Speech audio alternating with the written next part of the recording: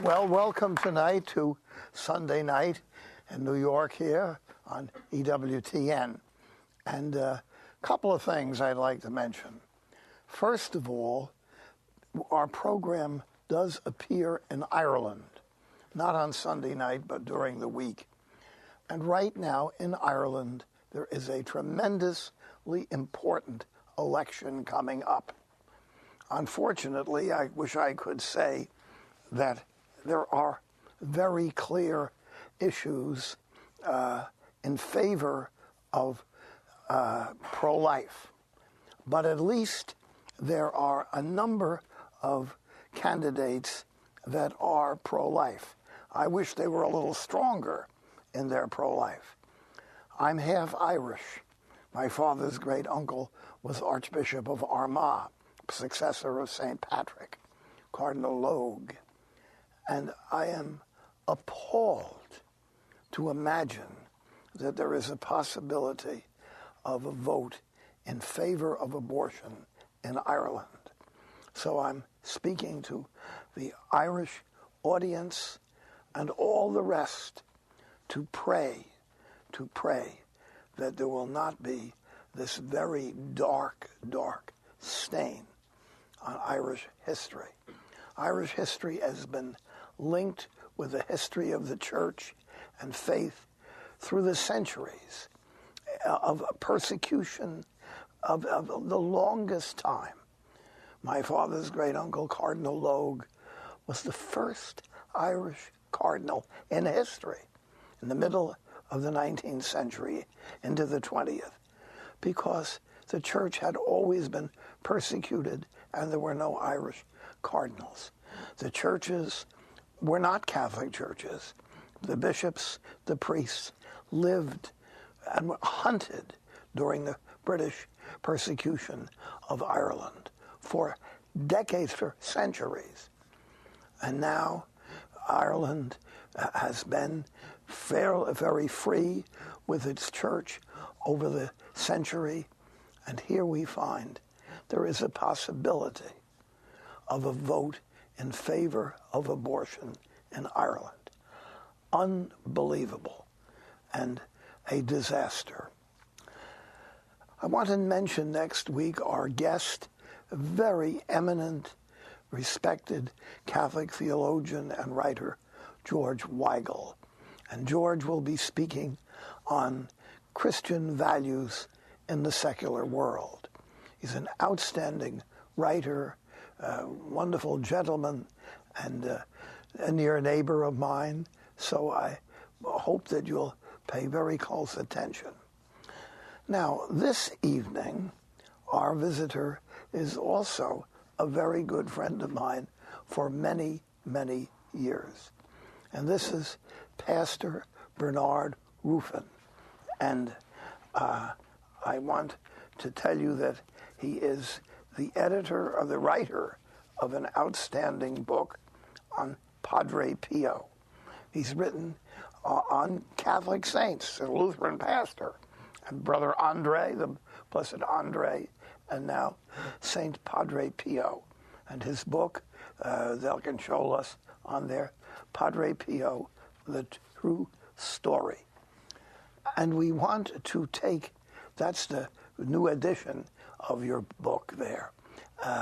But what we want to do is take up another book written against Padre Pio, and in many ways against Christianity. And Sergio Luzzatto, Padre Pio, Miracles and Politics in a Secular Age. This is published by Metropolitan Books, and they should be ashamed themselves for putting out this book. This is an attack, sweetly done, carefully done, of an attack of Padre Pio, and it's a translated book. So, Pastor, welcome. It's so good to have you. Thank you. And I know you've got lots to think about. Tell us a bit about your pastorate. Yes, I am. Where are you located? Lutheran Church of the Holy Comforter in Washington, D.C. And you've been a pastor how many years? 34 years. 34 years. No, 36 years. Mm-hmm. Good. And you've been on our broadcast before, yes. Yes, I have. And what about, well, first of all, how did you get to be involved with Padre Pio? I first heard about Padre Pio when I was in college, and there was nothing better to do on Saturday evenings than to go through old newspaper files. And I was really looking for articles on Teresa Neumann, who was the better known, at least in America at that time, for having the stigmata. I've always been, even as a boy, interested in instances where the hand of God is manifested in human history. And in doing, looking for articles about Teresa Neumann, I found an article about Padre Pio, which I didn't think much about at the time because I don't think it was too well written. But this would have been probably in late 67 or early 68. And a few months later, I was at the Old North Terminal in the Washington Airport, about to fly back. We lived in Chevy Chase, Maryland, and I was going back to college at Bowdoin. And there was a little brown book in the bookstore on the book rack, The Priest Who Bears the Wounds of Christ. And I picked that up and read it, and I was much impressed, although later I found out that there were a number of exaggerations there. But that's how I first learned about Padre Pio. Around that time, I did write a letter to him asking whether or not I should be a Roman Catholic. That was a time in life when I was trying to determine in what community I would serve the Lord. And I got a letter back, not from him, but from his secretary, saying that Padre Pio is praying for you, and he says to trust entirely in the goodness of God. And that's very interesting because that's probably one of my greatest difficulties, trusting entirely in God's goodness. So I don't know whether he actually saw my letter. Later on, I determined that the letter was written by Father Joseph Pius, who had later on became a friend of mine. However, I'd lost the letter, and I didn't find the letter until a few months after Joseph Pius had gone to his reward. So I'll never know whether Padre Pio actually saw or read my letter. Well, now, most of us, our audience, know much about Padre Pio. Some people do not. He is a Capuchin friar, and he is a stigmatic. He has the wounds of Christ in his hands, feet, and side. And the first stigmatist that were recorded in history is St. Francis himself. And Padre Pio, I understand, is the first priest who was ever a stigmatic. And tell us a bit about his life.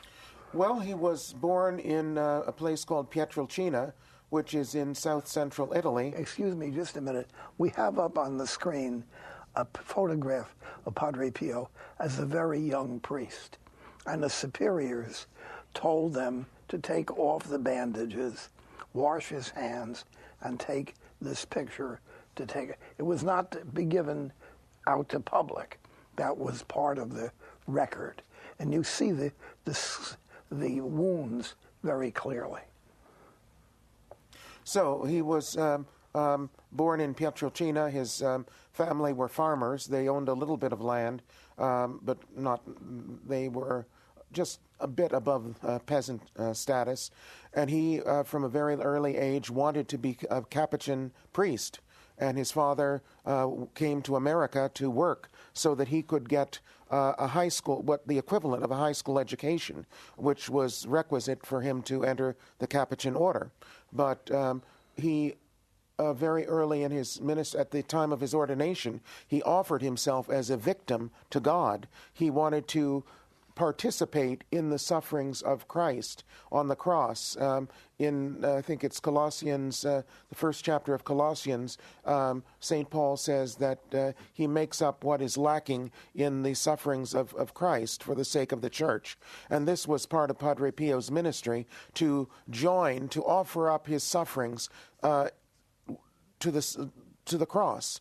He offered up his sufferings to Christ, to join in his saving work, to bring humanity to God. And so shortly after that, he began to experience the pains in his hands and feet and side. But it wasn't until a few years later, in 1918, that they actually appeared visibly. And they never stopped until just before death. Just before he died. And he had no scars. At the time of his death, there were no scars, which is, from what I understand, miraculous, because it was absolutely proved that the wounds in his hands were deep, and any wounds that were that deep, even if they healed, would leave a scar. But his hands and feet and side were photographed after he died, and they were perfect. There was nothing there. One of the Capuchins who worked with Padre Pio, as assigned to be his secretary, told us that when the scabs, which they come off occasionally, and the wounds are very clear, that you actually, if you held his hand up in front of a light, you could see some light coming through the wound. Yes. Yes, there's a membrane there, but you actually could see the light. What an incredible person. And but that was not really the great thing about Padre Pio. The immense crowds of people, particularly after the Second World War, American soldiers had gone to visit him, and that's when he became very popular. Initially, the Pope, Pope Benedict, and Pope Pius XI were very hard on Padre Pio. He never left his little village. He never defended himself. But there was people who spoke against Pio. Some of them represent reputable people, and said that they thought it was either an illusion or a subterfuge. And it was later under Pope Pius XII that he was given permission to see people. And I spoke to many people in my life who actually saw Padre Pio. They found it a kind of joyous little elf. He kind of a real peasant friar. And he had a profound influence on history, because after the Second World War, it seemed like Italy would go to communism. It would join with Soviet Russia, and it would be right in the middle of Western Europe as a communist country. And I heard a number of people, including the Father General of the Capuchin Order, say that it was because of Padre Pio that Italy had not gone communist. So he had a profound influence on her history. It's very fascinating, of course, that you have written a beautiful book on Padre Pio, and you're a Lutheran pastor. Did you write anybody else like that? Did I write about anybody else? I wrote about Brother Andre. And I wrote about Fanny Crosby, who was a Methodist hymn writer and a very holy lady, a blind lady. And Brother Andre in Canada, who is now Saint Andre. That's right. And Padre Pio is also a saint. They're both canonized. You better be careful. You get too close to these people. Now, it's I did not see Padre Pio. In those days, the Capuchins were not encouraged to go there to visit because they didn't want to make it to be a circus. So the Father General asked the friars not to go there without special permission. And Padre Pio never left that little village, and there was no attempt to make it a popular place to go. It was hard to get there. You had to drive. And the local people were deeply devoted to him. Interestingly, the Archbishop of that area, the Archbishop of Manfredonia, had given Padre Pio a very hard time. That's right. It's a mixed story. Yes. It's a mixed story. We have a break now. We'll be back, and we want you, while we're having our break and our next several minutes, to start calling up and ask us some good questions, or perhaps some of you have experiences spiritually with Padre Pio.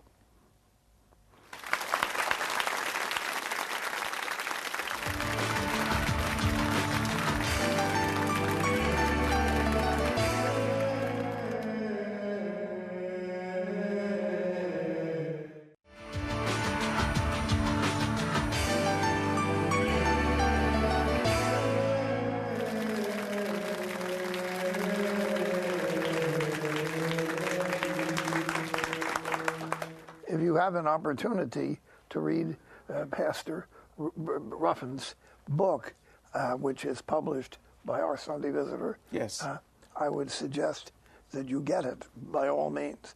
And I'd suggest that you not get Luziato's book, but just Metropolitan Books, because it's sarcastic and it distorts things. What do you think of his book?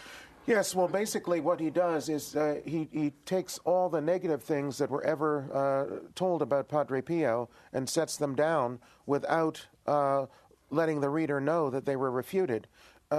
Perhaps you could take an example. Let's say somebody was, this is the 100th anniversary of Ronald Reagan. Let's say somebody wanted to prepare a biography of Reagan, and all they did was to look up all the negative things that they could find, and none of the positive ones, and set them down without any explanation. That is what Luzzatto did.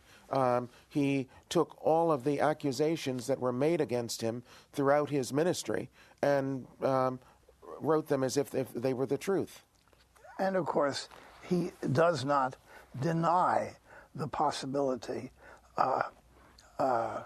he denies completely the possibility of the supernatural or the miraculous. It seems like his approach is how to explain how this simple, silly man, at times he seems to refer to him as if he was a simpleton who was manipulated by unscrupulous religious authorities. At other times he considers him a charlatan. He refers to him as a new Rasputin and an idol of straw, and other negative, it addresses him and speaks of him in other negative ways. He presents him as if he were just a crook, a fraud. And just a line out of this, Luziato's book. All these factors to which we must add the Capuchin friar's unique status as a priest with the stigmata help to explain why Padre Pio Story was so troubled, so laborious, so fitful, and they help to account for the final performance, the one offered in St. Peter's Square in Rome on that spring day in 1999. Sarcastic. Yes. Yeah. Who needs this? You know, that's what I have to say. And I would suggest, if you are a book, somebody who likes to read books, you might write a book, a letter to the publishers here, Metropolitan Books, part of Holt and Company, 175 Fifth Avenue, New York City, 10010, and write them and tell them what they think. And they also have www.henryholt, one line, HenryHolt.com. And let them have it. Let them have it. I'm a New Yorker. I don't think you just sit around and smile at this nonsense. Yeah, I think he takes the position that, of course, this could not be true. Of course, everyone knows that no one could genuinely have the stigmata. No one could genuinely be the means of miraculous healings. No one could genuinely have all the spiritual gifts that Padre Pio had. So somehow there had to be a fraud. And how could modern people be taken in by this pathetic creature? The book is basically not against Padre Pio. It's against faith. Yes. It's against belief in God and a belief in a personal God, and certainly in denial of Jesus Christ. There's no question. And with his name, Sergio Luzzatto, I suspect that he was baptized. And probably someplace, his mother or grandmother someplace is praying for him right now. Father, with Padre Pio and the accounts of many things in the world over those 50 years, where Padre Pio came into people's lives. Have you got some of those examples? Yes, I mean, there were many examples. There was one man, I'm not going to mention names, but he said that he went to make his confession to Padre Pio, and Padre Pio was able to tell him everything that he ever did, including the sins that he had committed. And after that, all he could do was cry, cry, cry. And after that, his life was never the same. There are many, many accounts similar to that, where people went to make their confession to him. Usually it was during or after a confession that Padre Pio was able to tell them things about themselves that he never could have learned on his own, and that had a profound effect on their lives. I know someone that happened to, and he purposely made up a confession. And Padre Pio waited, and he got all finished, and he said, "Now there's a couple of things that you forgot." And the man was practically ready to faint right in the confessional. Others who were there were not even thinking of have a religious vocation, and he changed their life. The very fine young priest, I don't want to mention his name, he was a young priest then. He was not a priest, he was a soldier at the end of the Second World War. He was not a Catholic, but they brought him up, and Padre Pio took his hand and asked him something to him. And he didn't know what he said. And this was a Capuchin later on, and he was there that day, Father Dolan and Hecky. And this other man said, "What did he say to you?" To me. He said, "Well, I don't want to tell you." "Well, what did he tell you?" He said, "When you go home, you're going to become a Capuchin." He said, "What's a Capuchin?" Because he was not a Catholic. And the rest of his life, he spent his time as a Capuchin. He enjoyed. Then there were also instances where someone had intended to become a priest, and he would say, "No, you're going to get married." Yes, I know that. Yeah. I know people that had that too. But there was a priest, I guess I can mention his name. He's gone to his reward, Father John St. John. He was a Jesuit who was a chaplain during the Second World War.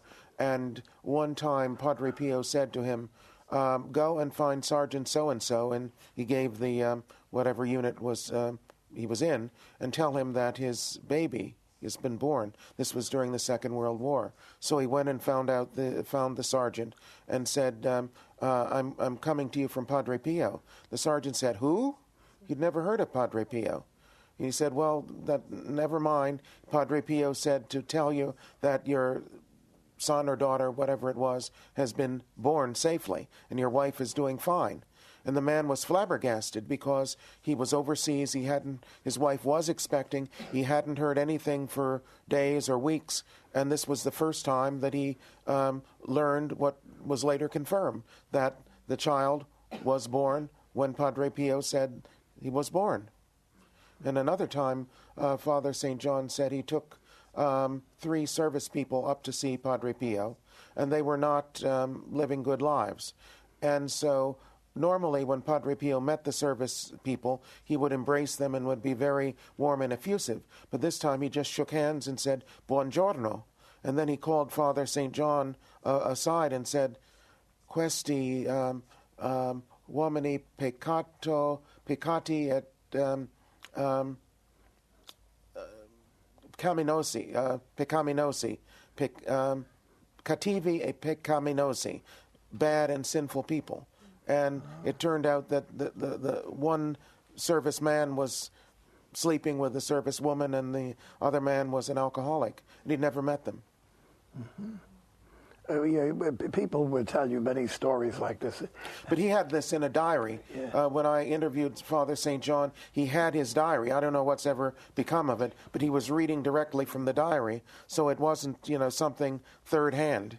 This was his own experience. Oh, yeah. There were a lot of things at Padre Pio when people went there directly, particularly after the war. But another thing Luzzatto says is that most of the biographies are based on the writings of this man, Emanuele Brunato, who was a supporter of Padre Pio, who was sort of like a shady operator. My father was a police official. He would call him a hustler.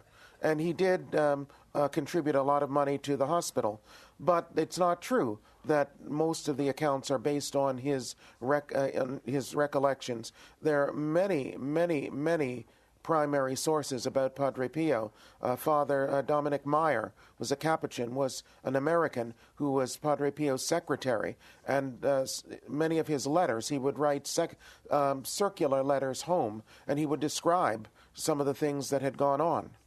And according to another man was Joe Peterson, who was a serviceman during the war. He later worked for the post office in Long Island, I believe, and he would spend a month in the summer. And he talked to Father Dominic, and Father Dominic told him that he had asked Padre Pio once, "When you say you see people's guardian angels, what do you mean? Do you really see them?" And Padre Pio pointed to him and said, "Domenico, when I say I see someone's guardian angel, I see them just like I see you."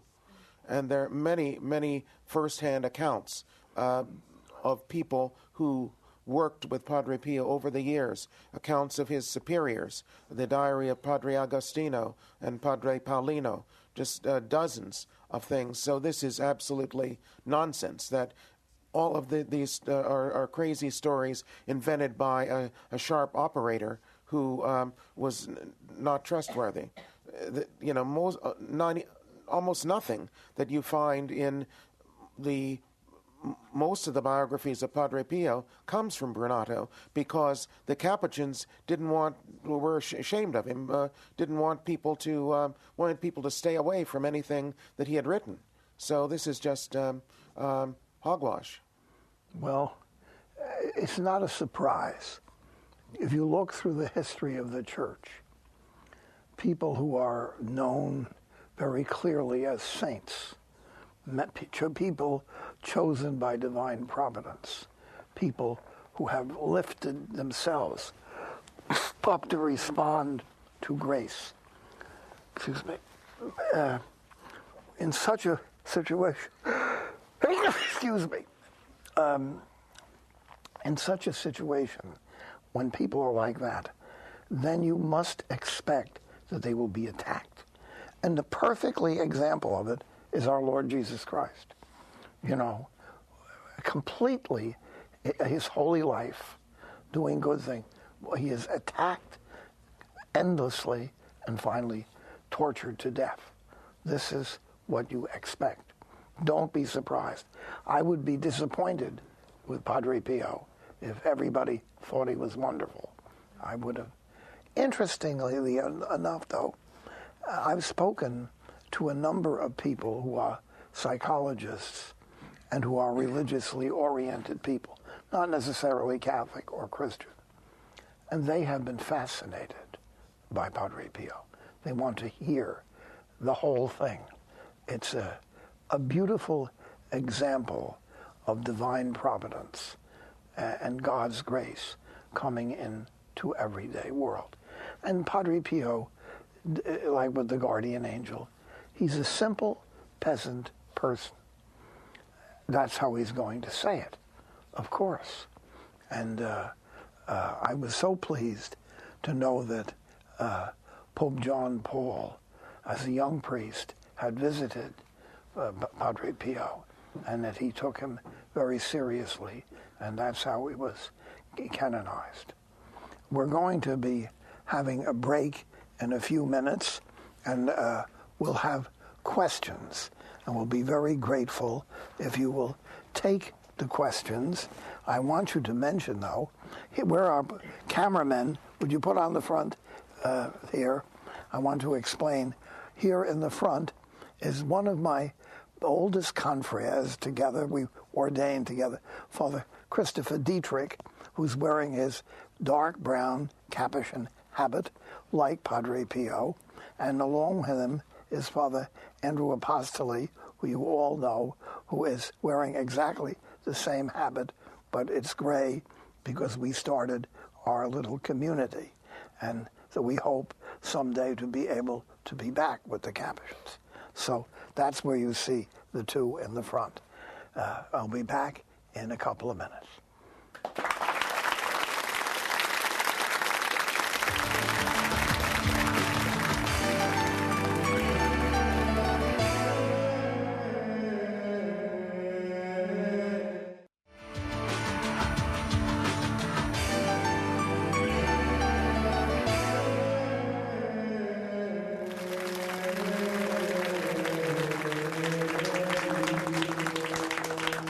Well, we have our first call from Maryland. Maryland, tell us where you're from and what you're going to ask us. I'm from Amarillo, Texas, by way of New Orleans, Louisiana.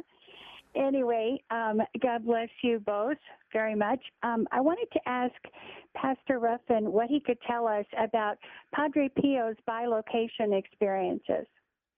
There were many occasions, well, I won't say many, there were a number of occasions in which Padre Pio, who never left San Giovanni Rotondo from 1916 until he died in 1968, was seen and conversed and spoken to in other parts of Italy and other parts of the world.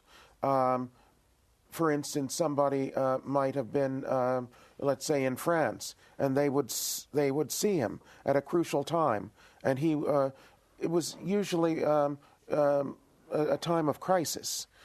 And Padre Pio said, "Wherever the Lord wants me to be, there I am." He could never explain how that worked. Someone once asked him, when you were visiting somebody, let's say in Ireland, what was the furniture like? What did the landscape look like? And he said he didn't know. All he knew was the person that he was dealing with. There was I don't know, I'll try to condense this. The most famous instance occurred when he was a seminarian, when he was 17, and he found himself in a house in northern Italy where the father was, the man was dying. The man was a Mason. He was not a believer. He didn't want the last rites at all. He didn't want any religious activity around him, but his wife was pregnant, and so it was then Fra Pio went out to the Masons who were standing around and said that he had to baptize a child, and they let him through because he had to baptize the girl. Much later, and he wrote this down. He wrote down what had happened. Much later, this girl, whose name was Rizzani, Giovanna Rizzani, encountered Padre Pio at St. Peter's in Rome. she had gone there when she was 17, this was 1922, to make her confession. It was late in the day. The custodian said, "It's too late, go home, all the priests are gone." But she saw a Capuchin priest who beckoned her into the confessional. She made the confession to him. After she came out, the guard said, "Didn't I tell you to go home?" She said, "Well, yes, but this priest said that he had time to hear my confession, and that's what I did." And the custodian opened the door of the confessional, and he said, "See, there's nobody here. What are you talking about?" And later on, she happened to go to San Giovanni Rotondo and happened to meet Padre Pio, and he was the man whom she encountered at St. Peter's. And he said, "I've been waiting for you all my life. You were born when your father was dying, and the Blessed Mother entrusted you to me." You know, so it was documented because he wrote that down back in 1905. And then in 1922, the baby, who was now a teenage girl, actually came to see him. And that's probably one of the most famous and one of the best documented cases of bilocation, where he appeared to be in two places at once. And that was very early in his life. Yes, he was 17. 17. So you're dealing with a holy man throughout his life. Yes. Yes. A teenager. Yes. Even as a little boy, he was considered very holy. Well, his parents were very devout. We have a call from Steve. Where are you from, Steve, and what are you going to tell us? I'm from New Hampshire. My question is, I find it very odd that Father Pio never showed his hands in public, went up to people in crowds and he always was in bandages. He never took the bandages off in public around crowds. Nobody could actually see the stigmatism. No doctors have reports or pictures of his hands without the bandages on. Now, you always mention about people back in 1905 or whatever it is. You can't mention certain people's names because they're alive, but you can mention people's names that are dead, so nobody can interview them. There's a picture of him right now up on the screen. That means nothing. That picture, it looks to me like it's doctored. Look at the color of his beard, and look at his hands. It's black. So that looks like a doctored picture to me. But he never went in public and showed his hands to doctors or people. And there's no pictures from doctors themselves that can verify this. But that picture you just showed to me right now, that's a doctored picture. He's got a black and gray beard. It's the same color as his hands. Blood is not like that. First of all, with regard to the photograph, it was an early color photograph, and in many of those the color is distorted. But he was examined by several doctors who left detailed reports. There were at least 3 who wrote detailed reports back in 1918. There were doctors who examined him throughout his life. Now, he covered his hands because his superiors wanted him to, and also out of modesty. He did not want people to see the stigmata. But, however, during Mass, he had to uncover his hands. And so anybody that was close could see the stigmata. Of course, a lot of the people that I mention are dead because he died in 1968. So the people that knew him very well obviously would be dead or very old. But I knew very well Padre Alessio, who's dead, who died in 2000, but he actually saw the wounds in his hands. Normally, Padre Pio cleaned his hands in a corner. He didn't like people to see them. But on this occasion, he fainted. And so Alessio came to his assistance, and he saw the wounds. And he said that you could see the sunlight through the wounds. So there are many, many people who actually saw the wounds. You saw at the very beginning of the show a picture taken under obedience. In other words, Padre Pio's superiors made him pose, and you could see it's in black and white, the wounds in his hands. So those are very well documented. And as we said, he was commanded by his superiors not to show his wounds in public, and he didn't want to, out of modesty. Yes, I don't want to into responding to our caller, but obviously he is exhibiting very strong hostile prejudice against the Catholic Church. Perhaps he says his reasons, but he did not make an objective approach to this situation. We have a call now from Russell. Russell, where are you from, and what are you going to ask us?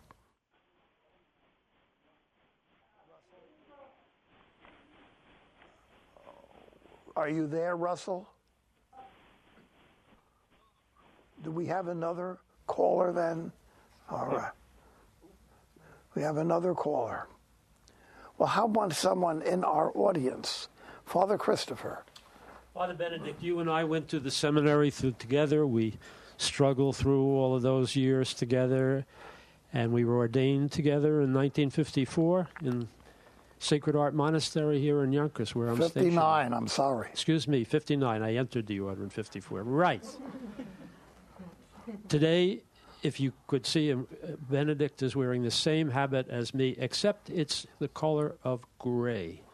Now, I'm sure a lot of people would be interested to know the story behind that. But you tell them. Father Christopher, you give it. Why is it gray? Yes. You tell us. Well, Father Benedict was probably one of the holiest seminarians that I had ever had encountered in the seminary. And Father Benedict, I guess, was not completely happy with the way things were run in the Francis Capuchins, and he founded this other group.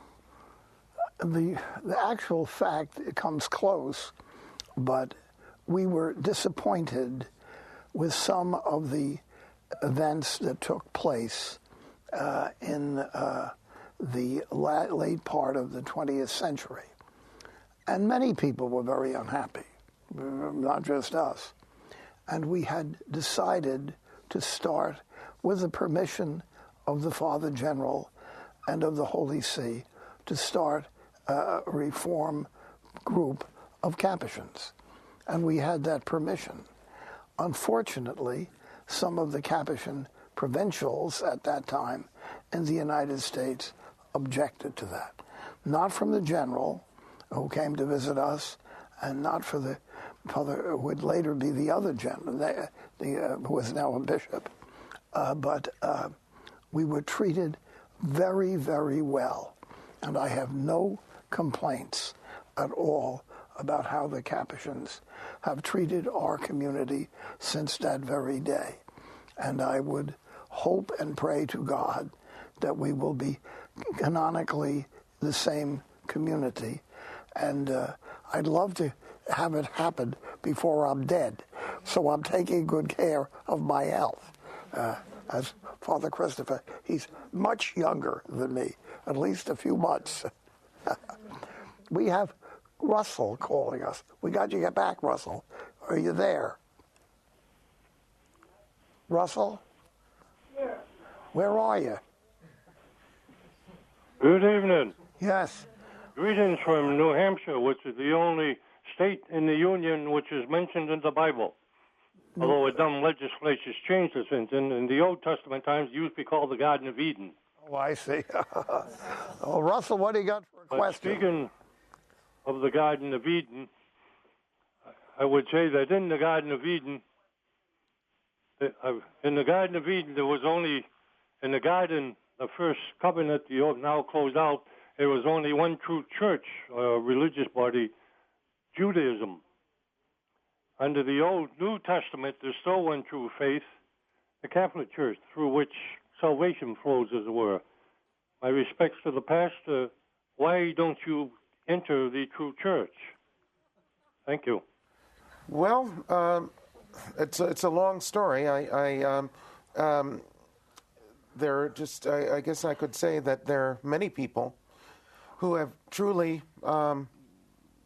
been concerned about being where God wanted them to be, and for some reason they weren't in the Roman Catholic Church. In many ways, I would like to be.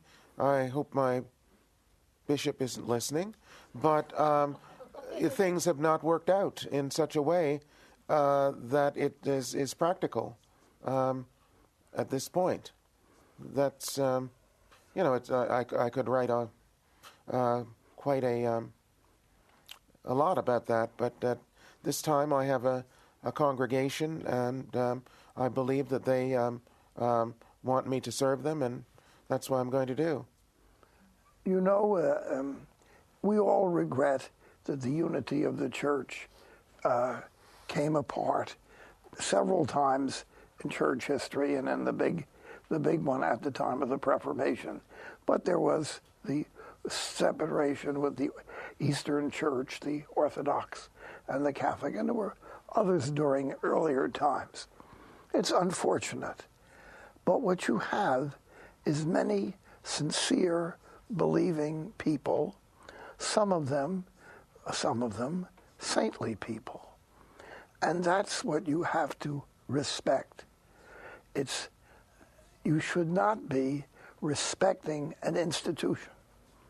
You should respect the immortal soul of the life of the individual person.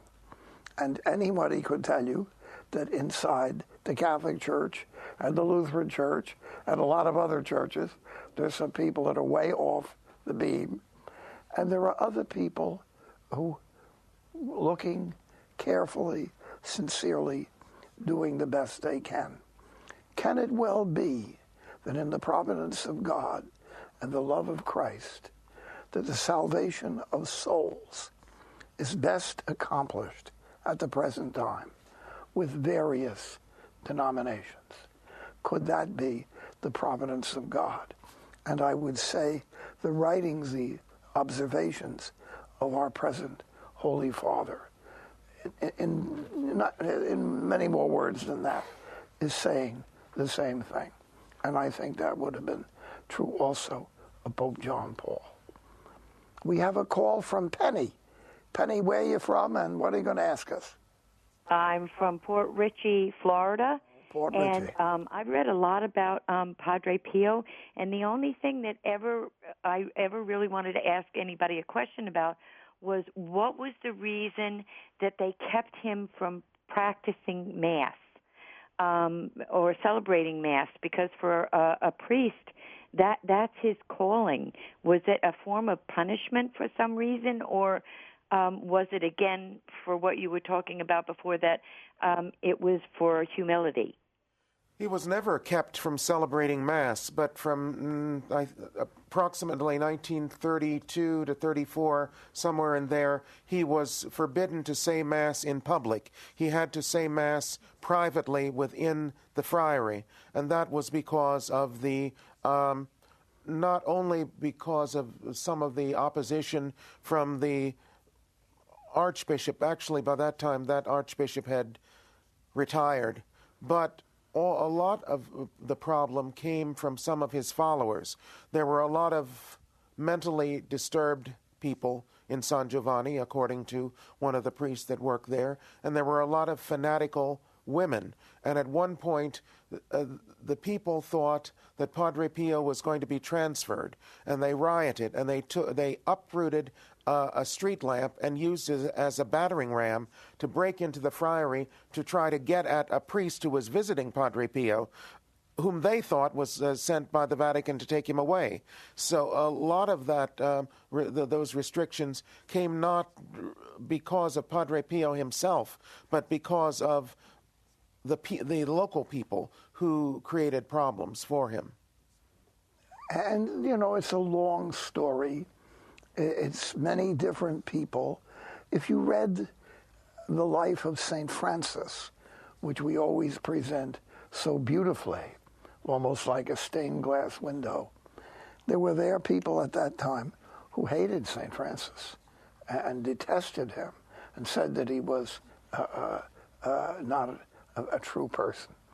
So that's something. I have something I want to tell you, though. I didn't want to miss it.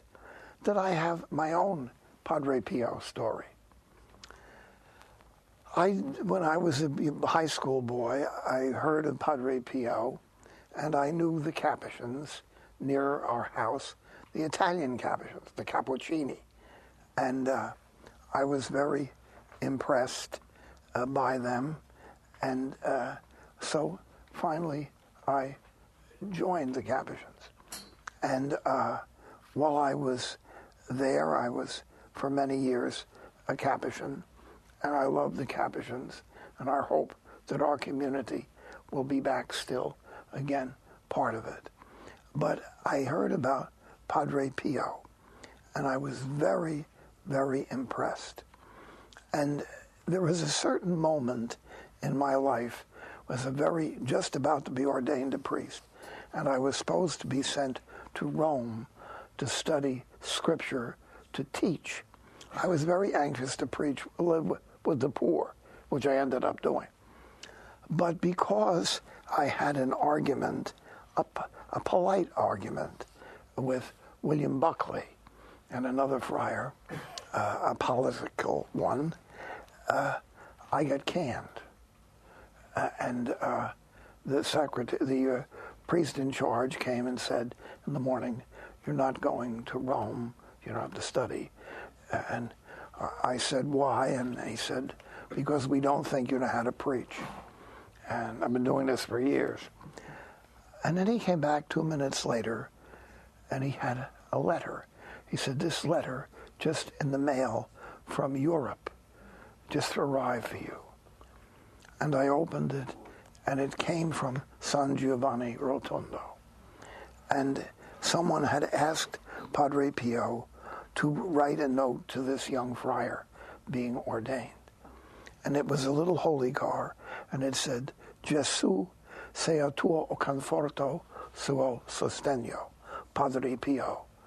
And it means, may Christ be your comfort and your strength, Padre Pio. I want to tell you that if the Archangel Michael had not come into the door, I would not have been more surprised. Thank you, Pastor, very, very much. Thank you. Very grateful. And we have our program to the end. Please don't forget to support EWTN. We do need the help. And Mother Angelica will be praying for you. God bless.